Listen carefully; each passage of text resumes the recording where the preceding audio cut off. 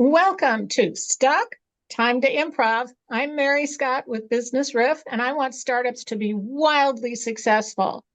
One of the things you do to be successful is focus on what matters. And today we have Susan D. Robertis from SDR Consulting talking about just that. Thanks for coming, Susan. Oh, my pleasure. Thank you for having me, Mary. Thanks.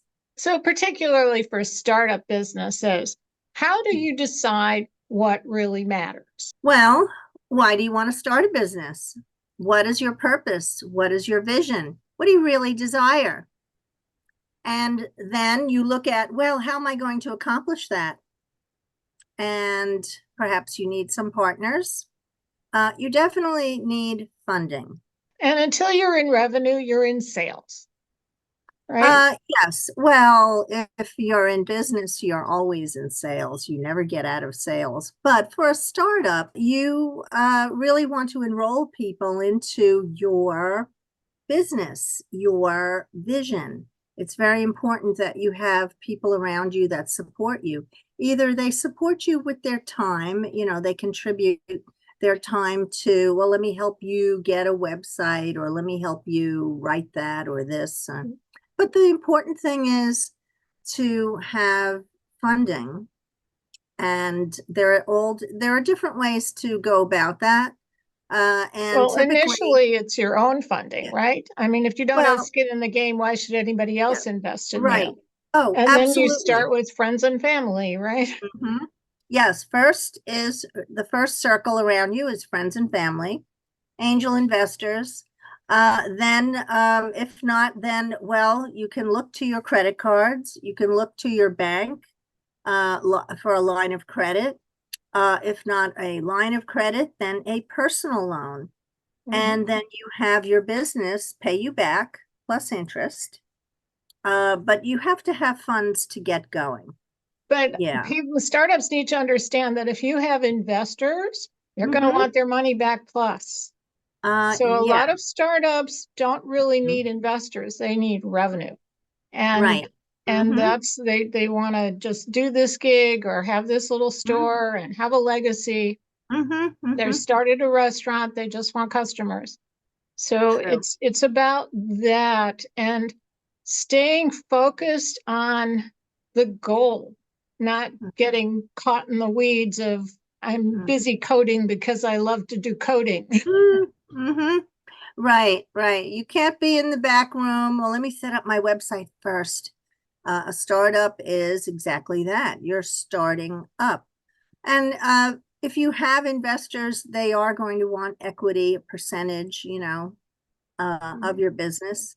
And that you don't really want to give that away. That's like a last, that's Right. at the bottom of the list.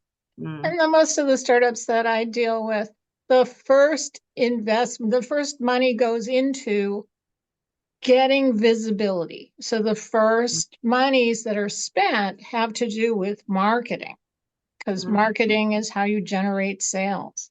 So that's where the money goes. And then if you need a developer at the same time, you need to split it accordingly so Mm-hmm. that you can have something get out and be tested so you can have your customers tell you what they want and how you need to change or put in additional features to whatever it is you're doing. Mm-hmm. Yeah, it really is about the M word, marketing. Sales and marketing go hand in hand, but people are not going to align with you if they don't know you're alive. You have to be visible. And hiring a professional is more cost effective than dealing with a learning curve. Oh, yes, but I will say most people want to do it all themselves, and that's fine. You know, um, I think that's a good learning experience, but then again, time is money. It And you is. can always make money if you work, if you eventually you'll make money. Yeah. However, you cannot get back time, it can take you 3 years, or it could take you, a couple of months to Or get you get these. enough education in an Mhm. area Mhm. so that you can talk to the professionals in that area. I Mhm. took a course in how to tune a car. not because I wanted to do my own mechanics, but because I wanted to be able to talk to mechanics and not get ripped off. So Mm. that's something that people should consider. You might want to learn about coding enough to be able to talk to developers in a language they're going to understand about exactly what you need from them. Mm-hmm. That's very wise, Mary. That's very, very wise. Yes. I know as, I'm an accountant and I'm a CFO in my corporate career. That's what I did. But it is very important for the business owner to know their numbers. And even though you're not an accountant, but you should know what your numbers mean. Like, is this good? Is this bad? Is this what? What does it mean? And a simple quickie, go online and go have an explanation for a certain, what is a profit margin? What should it be? So you really have some knowledge, something, a little bit. Every little bit helps, especially when you're starting out. But in particular, you're going to know the business, not the business of your business, but you're going to know all about the service that you want to provide because that's your lane. You want That's to be able to answer all questions about what it is that you do and how you help people. And it's also very good to talk to your potential customers and find out where they are. So you don't spend a whole lot of time putting something on LinkedIn when everybody who wants to be a customer of yours is on TikTok or Instagram. So understand where your customers are and make sure you market in those spaces. Yes, I totally agree. You need to be where your people are, and you have to know who are your people, who are your customers. And in marketing, you have to speak the language of your customers. You can't talk about it from where you sit. But if you talk to them in the language that really hits their maybe pain point, sore spot, or the interest that they really have, that's going to get a reaction, good, bad, or indifferent. A reaction is a good thing, and they're going to reach out to you, or you can continue to converse with them online and engage them. But that you've got a hot button here, so you want to make note of that. Right. So focusing on what matters, know your numbers, know your customers, be where they are. Any Yeah. other good tips, Susan? Well, don't go it alone. Any business owner who has a certain degree of success always has a team around them. They surround themselves with their go-to people. Anyone who has any kind of company, Jeff Bezos, he doesn't do it all himself, even though it looks that way.